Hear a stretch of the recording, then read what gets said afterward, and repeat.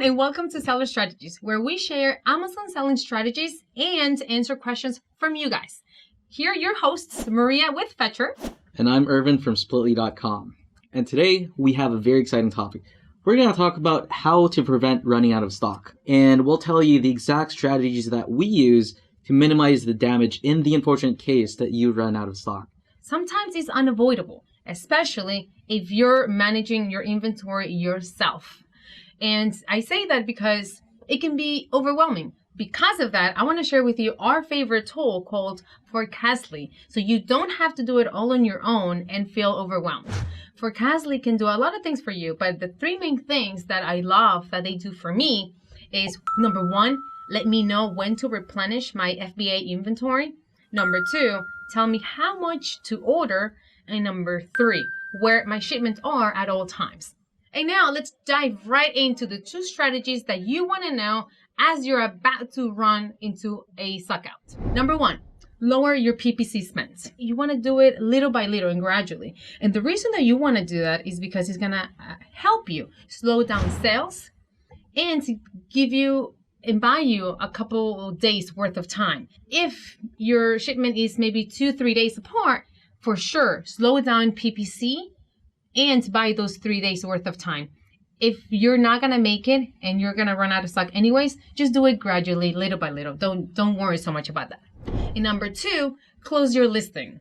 And I'm gonna let you jump in here in just a minute, Ervin, because I know you've got tons of experience on this. But if you're able to close your listing right before you run out of stock, maybe when you have 10, 15 items left, you're able to somewhat recoup your ranking by the time you reopen your listing. Right, Ervin?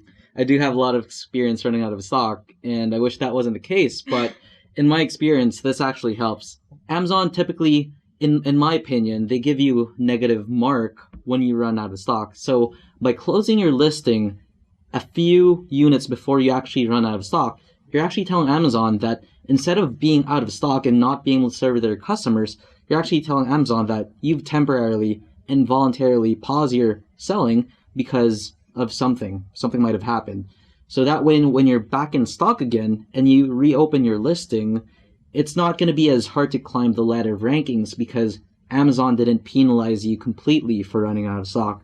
Maria, are there any other indicators that you currently use on your inventory to know that when to close your listing and when you're about to run out of stock? Yes, because it's a big question. When do you close your listing? When do you start to lower your PPC spend? And I use the sales velocity. And now, just for the purpose of this video, we're going to use the term sales velocity as the number of units that you sell a day. If you have Fetcher, this is what your inventory widget is going to look like. And as you can see, the fourth column from the left is going to tell you exactly the average daily sales. The last column in the inventory widget will tell you how many days you have remaining. As a general rule of thumb, you can aim for 1 to 2 days worth of stock left before you close that down your listing. Did I miss anything there, Ervin? 1 to 2 days sounds... Yeah, it sounds pretty accurate as well. And I would say that's pretty important as well, just because in case someone goes back and says, hey, the item arrived broken, or you need to send an inventory to a customer, you're not completely out of stock and you can still send replenishment orders from your inventory to the customer in case something goes wrong. So you always want to have that little buffer just to give those items out just in those cases. Awesome. Thank you. I couldn't have said it better. Awesome. All right. Now, what if you already ran out of stock? What do you do now? Two things that we recommend. Number one, take a portion of your incoming inventory and air freight it. Let's say you have 1,000 units about to leave your supplier's location. Take a portion of there and send maybe, 900 via sea and then 100 via air freight. So that way you don't completely run out of stock, or at least it buys you more time where you continue to sell and then not run out of stock for as many days. When it comes to running out of stock, it's more important that you don't lose your ranking and your sales velocity from Amazon's algorithm. That's more important than profitability because it's temporary. By the time you go back to where you were before with your ranking and your sales, you'll be able to make up the profit. that small difference of airing some units just to prolong your stock, it goes a really long way. And I've done this several times myself. Yep. Awesome. And then that actually takes us right into strategy number 2, is that as soon as your product is back in stock at Amazon's warehouse, you want to pump up your PPC spend. And what we recommend is that you pump up your PPC spend a minimum for the first 1 to 2 weeks in order to increase your sales velocity. So 1 to 2 weeks by the time your product hits Amazon's warehouse once again. I'm going to put up on the screen right now a very good article that you guys should check out.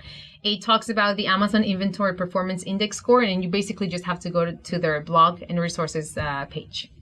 Anything else, Ervin? I think that's it, Maria. I'm hoping that these tips are something that you never get to use, because who likes running out of stock? It's not a good position to be in, but in case you do find yourself in this position, we definitely hope that these tips would help you thrive more in your Amazon business once you're back in stock. All right, that's it for today, everyone. Thank you so much for tuning in. And now over to you. Have you ever run out of stock? And what do you do in that situation? Let us know in the comment section below. We would love to hear from you. And remember, guys, sharing is caring. So if you like this video, like, comment, subscribe, hit that notification button, and be on the subscriber squad. And we'll see you guys next week for next week's episode of Sales Strategies. And keep crushing it on Amazon. See you, everyone. See you guys.